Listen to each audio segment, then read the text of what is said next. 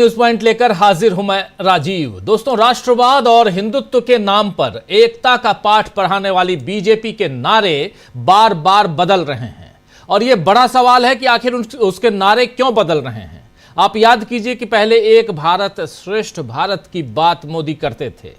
Statue of unity के नाम पर सरदार पटेल पर भाजपाई रंग चढ़ाने की कोशिश नरेंद्र मोदी ने की और अब चुनाव के वक्त एक तरफ योगी ने नारा दिया है बटेंगे तो कटेंगे और दूसरी तरफ मोदी कह रहे हैं, थोड़ा सा उनको लगा कि बटेंगे तो कटेंगे जो है ये थोड़ा सा हार्ड हो रहा है तो उसको सॉफ्ट करने की कोशिश में नरेंद्र मोदी कह रहे हैं एक रहेंगे सेफ रहेंगे।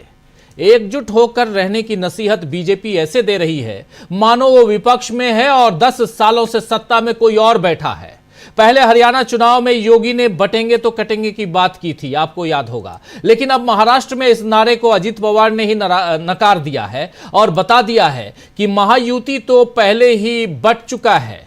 तो अब मोदी ने एक रहेंगे तो सेफ रहेंगे का नया जुमला चुनावी बाजार में क्यों उतारा है, यह एक बड़ा सवाल है। असल में बीजेपी के पास जुमलों और मनगढ़ंत मुद्दों के अलावा शायद असल मुद्दे बचे ही नहीं हैं और जिन्हें लेकर वो चुनाव लड़े या जनता से वोट मांगे। मगर विपक्ष बार बार जनता के मुद्दों को उठाकर बीजेपी की रणनीति को फेल कर रहा है। अभी महाराष्ट्र से लेकर झारखंड और उपचुनावों तक बीजेपी को विपक्ष ने घेर लिया है। इंडिया गठबंधन के नेता सवाल उठा रहे हैं कि आखिर 10 सालों में सरकार तो बीजेपी की ही केंद्र में रही और पिछले 2.5 सालों से महाराष्ट्र में बीजेपी की ही सरकार है, बीजेपी की ही सत्ता है। फिर बीजेपी सेफ रहने की बात या नरेंद्र मोदी सेफ रहने की बात क्यों उठा रहे हैं? क्या मोदी जानते हैं कि देश की सत्ता और अखंडता को किससे खतरा है? क्या जाति जनगणना की बात करने का मतलब बांटना होता है? क्यों नरेंद्र मोदी खुद को ओबीसी बताकर जाति की बात करते हैं और नितिन गडकरी कहते हैं कि जो करेगा जात की बात उसे पड़ेगी लात? आखिर नितिन गडकरी ऐसा नारा क्यों दे रहे हैं जो कह रहे हैं कि जो करेगा जात की बात उसे पड़ेगी लात? ये नितिन गडकरी ये नारा दे रहे हैं। नरेंद्र मोदी कहते हैं मैं ओबीसी हूं, ओबीसी में कौन बड़ा कौन छोटा, ये सारी बातें हो रही हैं। विपक्ष के ऐसे सवालों के जवाब बीजेपी के पास नहीं है दोस्तों और बार बार उसकी लाचारी सामने आ रही है। इस लाचारी में अपना बचाव करने के लिए बीजेपी अब जांच एजेंसियों को सामने ला रही है। झारखंड में हेमंत सोरेन के सचिव सुनील श्रीवास्तव के ठिकानों पर आज आईटी यानी इनकम टैक्स की रेड हुई। आप जानते हैं कि राहुल गांधी की कल की सिमडेगा और लोहरदगा के रैलियां हुई थी कल इन दोनों जगहों पर, सिमडेगा में और लोहरदगा में। और इन दोनों रैलियों में जहां उन्होंने संविधान के मुद्दे पर बीजेपी को घेरा था और इससे पहले संविधान के मुद्दे पर राहुल गांधी लगातार बीजेपी को घेर रहे हैं। कल संविधान के मुद्दे पर आपने प्रधानमंत्री नरेंद्र मोदी की भी बात सुन ली थी। राहुल गांधी एक तरफ संविधान की बात करते हैं, दूसरी तरफ नरेंद्र मोदी और अमित शाह संविधान पर अपना बचाव करते हुए नजर आते हैं। कल क्या कुछ कहा था राहुल गांधी ने, इसको जरा सुन लीजिए। संविधान के मुद्दे पर जब अपनी बात रख रहे थे, सुनिए। जो आज देश में लड़ाई चल रही है वो दो विचारधाराओं के बीच में चल रही है। एक तरफ इंडिया गठबंधन, कांग्रेस पार्टी, जेएमएम, बाकी पार्टियां और दूसरी तरफ बीजेपी, आरएसएस और उनके साथ जो लोग खड़े हैं।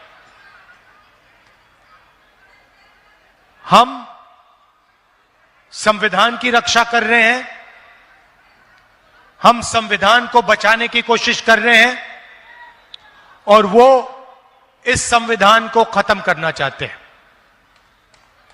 वो चाहते हैं कि जो पहले था, संविधान से पहले जो था वो हो। हम चाहते हैं कि समाज में समानता हो, एकता हो, भाईचारा हो और देश को संविधान के माध्यम से चलाया जाए। अब ये जो संविधान है ये सिर्फ एक किताब नहीं है। इस संविधान में बिरसा मुंडा जी की सोच है या नहीं? बिरसा मुंडा जी की सोच है, अंबेडकर जी की सोच है, फूले जी की सोच है, महात्मा गांधी जी की सोच है, और हिंदुस्तान के जो गरीब लोग हैं, चाहे वो आदिवासी हो, दलित हो, पिछड़े वर्ग के लोग हो, किसान हो, मजदूर हो, उनकी रक्षा यह संविधान करता है। इसीलिए नरेंद्र मोदी जी चाहते हैं, अदानी और अंबानी चाहते हैं कि इस संविधान को खत्म कर दिया जाए, बिरसा मुंडा जी की सोच को दबा दिया जाए, अंबेडकर जी की सोच को खत्म कर दिया जाए। तो सुन रहे थे आप यहां राहुल गांधी, ये बात राहुल गांधी कल कर रहे थे। और इसके बाद क्या होता है, आज सुबह सुबह हेमंत सोरेन के जो एडवाइजर हैं, उनके जो पीए हैं, सचिव हैं, उनके यहां आईटी की छापेमारी होती है। और आज फिर से राहुल गांधी झारखंड में चुनाव प्रचार के लिए पहुंचे। अब पता नहीं कि कल जांच एजेंसियां कहां कार्रवाई करेंगी। इधर हेमंत सोरेन ने आज बीजेपी को पॉकेट मार कहा है। आइए जरा हेमंत सोरेन को सुन लेते हैं। पॉकेट मार कह रहे हैं हेमंत सोरेन बीजेपी को, सुनिए जरा। अभी बोलता है 500 रुपया सिलेंडर देंगे।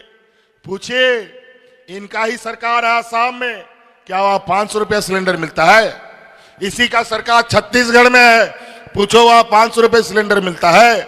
उसी का सरकार बिहार में है, पूछो 500 रुपये सिलेंडर मिलता है? या खाली झूठ बोलता है। ये लोग पॉकेट मार है, पॉकेट ऐसा काटेगा कि पता भी नहीं चलेगा। ये लोग पॉकेट मार हैं और पॉकेट ऐसा काटेगा कि पता भी नहीं चलेगा, यानी जेब कतरे, आप जानते हैं ना, पिक पॉकेट। और आपको याद होगा कि राहुल गांधी भी इसी तरह जेब कतरे का उदाहरण देकर बता चुके हैं लोकसभा चुनाव के समय कि बीजेपी, मीडिया और उद्योगपति सब किस तरह मिलकर जनता की जेब काट रहे हैं। इंडिया गठबंधन के अब एजेंडे और घोषणा पत्र ही नहीं दोस्तों, बल्कि बीजेपी के लिए तुलनाएं भी एक समान हो रही हैं। यानी एक तरफ राहुल गांधी अगर कह रहे हैं कि जेब कतरे हैं, तो ये इधर पॉकेट मार कह रहे हैं। उधर तेजस्वी यादव भी वही बात करते हैं और इधर अखिलेश यादव भी वही बात करते हैं। यानी इन सब में इंडिया गठबंधन के नेताओं में एकता जबरदस्त है। और उधर अगर महाराष्ट्र चलें तो उधर उद्धव ठाकरे भी वही बात करते हुए नजर आते हैं। और इसी एकता से घबराकर मोदी हिंदुओं को एक रहने की नसीहत दे रहे हैं। लेकिन शिवसेना सांसद संजय राउत तो कह रहे हैं कि मोदी के आने से महाराष्ट्र असुरक्षित हो जाता है।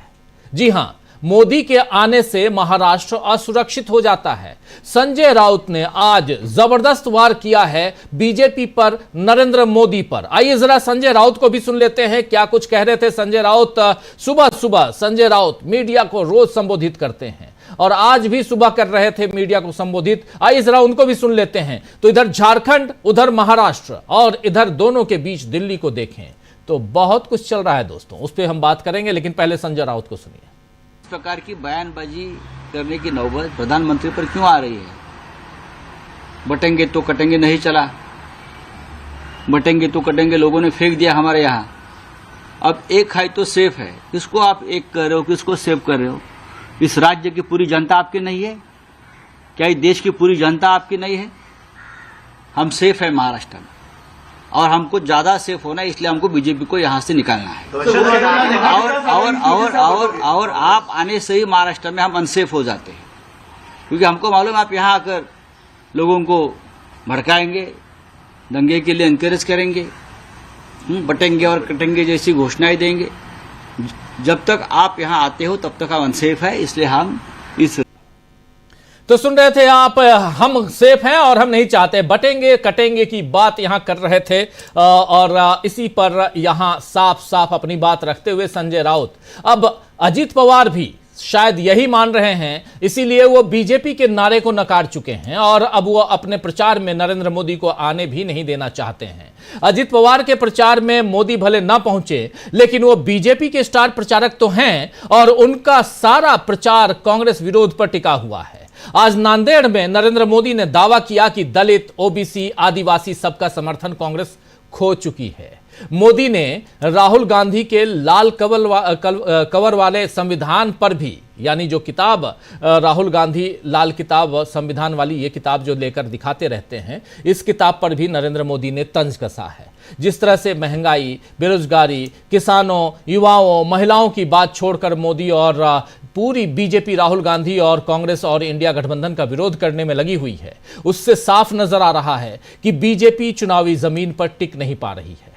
आज इधर खड़गे साहब यानी मल्लिकार्जुन खड़गे ने महाराष्ट्र में प्रेस कॉन्फ्रेंस कर बीजेपी पर जबरदस्त वार किया है। यह भी जरा सुन लेते हैं कि मल्लिकार्जुन खड़गे बीजेपी पर जबरदस्त वार करते हुए कह क्या रहे हैं। साफ साफ वो घेर रहे हैं, प्रेस कॉन्फ्रेंस भी किया। इसके अलावा आज मल्लिकार्जुन खड़गे एक चुनावी सभा को भी संबोधित कर रहे थे। सीधे चुनावी सभा में उन्होंने जो कुछ कहा है उसको सुन लेते हैं।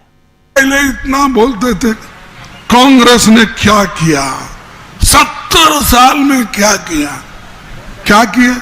हम कुछ किए इसलिए तो मोदी साहब आप जिंदा है। अगर हम नहीं करते तो तुम प्राइम मिनिस्टर ही नहीं बनते थे। हमने संविधान को बचाया, लोकतंत्र को बचाया, इसीलिए तो आप आज जिंदा है। नहीं तो आज अगर संविधान नहीं होती, अगर लोकतंत्र नहीं होता, मोदी साहब आप इस देश के प्रधानमंत्री नहीं बनते थे। वो तो ध्यान में रखो। उसीलिए मैं बोल रहा हूं बार बार, संविधान बचाओ, लोकतंत्र बचाओ। ये अपने लिए है, किसी और के लिए नहीं है। क्यों अपने लिए? मैं ये कहूंगा कि अपने लिए इसलिए जरूरी है, अगर संविधान बचता है तो हम लोग लोकसभा में जा सकते हैं, स्टेट में गवर्नमेंट बना सकते हैं, एमएलए बना सकते हैं, जिला पंचायत अध्यक्ष बना सकते हैं, जिला पंचायत मेंबर बन सकते हैं, मेयर बन सकते हैं, काउंसलर बन सकते हैं। ये सब मुमकिन कब है? अगर संविधान सुरक्षित है तो मुमकिन है, नहीं तो नहीं। लेकिन मोदी जी इधर देख रहे नहीं। जिस हथियार से, जिस कॉन्स्टिट्यूशन से, उसके आधार पर उन्होंने प्रधानमंत्री बना, उसी को तोड़ने की कोशिश कर रहे, जड़ से निकाल फेंकने की कोशिश कर रहे, और आरएसएस उसके पीछे है। तो नरेंद्र मोदी की बात और आरएसएस की बात कर रहे हैं, बीजेपी की बात कर रहे हैं यहां मल्लिकार्जुन खड़गे, और कह रहे हैं साफ साफ कि अगर यह संविधान नहीं होता, अगर यह कांग्रेस पार्टी नहीं होती जिसने संविधान को बचाकर रखा, जिसने इस लोकतंत्र को बचाकर रखा, तो नरेंद्र मोदी आप भी जिंदा नहीं होते, नरेंद्र मोदी आप प्रधानमंत्री नहीं होते। ये तमाम बातें, तमाम चुनौतियां यहां पेश कर रहे हैं अमरावती में यहां मल्लिकार्जुन खड़गे। तो चुनावी रंग में पूरा ये राज्य, महाराष्ट्र हो या उधर झारखंड हो, ये रंग चुका है। और इन सब के बीच नारे जो हैं वो कितने परवान चढ़ रहे हैं। नारों में भी ये बटेंगे तो कटेंगे या एक हैं तो सेफ हैं, पर संविधान को बचाने वाला नारा कितना भारी पड़ रहा है यह समझने की जरूरत है। उधर राहुल गांधी साफ साफ फिर से खटाखट को लेके आ गए हैं। राहुल गांधी कह रहे हैं कि हमारी सरकार आएगी और खटाखट खटाखट आपके अकाउंट में 2,500 रुपए चला जाएगा। आज जब राहुल गांधी उधर झारखंड में थे तो ये बात कह रहे थे। जरा राहुल गांधी को भी सुन लें कि कैसे ये चुनावी रंग आगे बढ़ता जा रहा है। सुनिए जरा राहुल गांधी को। हमने आपके लिए गारंटीज दिए हैं, और भाषण की शुरुआत मैंने महिलाओं से की थी, तो मैं आज आपको कहना चाहता हूं कि अगली झारखंड की सरकार, कांग्रेस पार्टी जेएमएम की सरकार एक ऐतिहासिक काम करने जा रही है। झारखंड की महिलाएं, आप तैयार हो जाइए, आप रेडी हो जाइए, क्योंकि चुनाव के एकदम बाद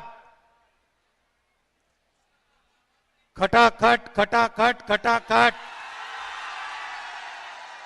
हमारी सरकार हर महीने ये देखिए मुस्कुरा रही है। हमारी सरकार हर महीने आपके बैंक अकाउंट में 2,500 रुपए खटाखट अंदर। महंगाई की चोट आपको लगती है, सरकार का फायदा भी आपको पहुंचना चाहिए। 2,500 रुपए हर महीने आपके बैंक अकाउंट में टकाटक। 1 तारीख को आप जगोगी, जनवरी फरवरी। तो सुन रहे थे आप, यहां संविधान भी आ चुका है, खटाखट भी आ चुका है, ठकाठक भी आ चुका है, लेकिन उधर नरेंद्र मोदी नए नारों के बीच उलझते हुए क्यों नजर आ रहे हैं?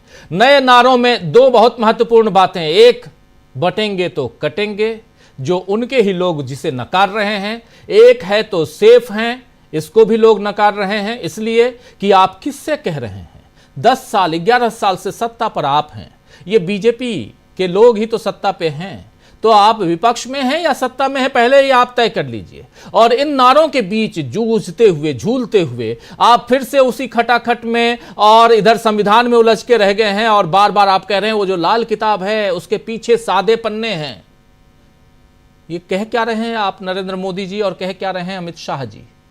तो आइए दोस्तों, आज न्यूज पॉइंट में चर्चा करेंगे कि क्या अपने लड़खड़ाते हुए कदम संभालने के लिए बीजेपी ने नए नारों के खूंटे गाड़े हैं, और क्या ये खूंटे बीजेपी को गिरने से बचा पाएंगे? बड़ा सवाल है। क्या मोदी का ये बड़ा सेल्फ गोल है, और अपने ही जाल में कैसे बीजेपी फंस गई है?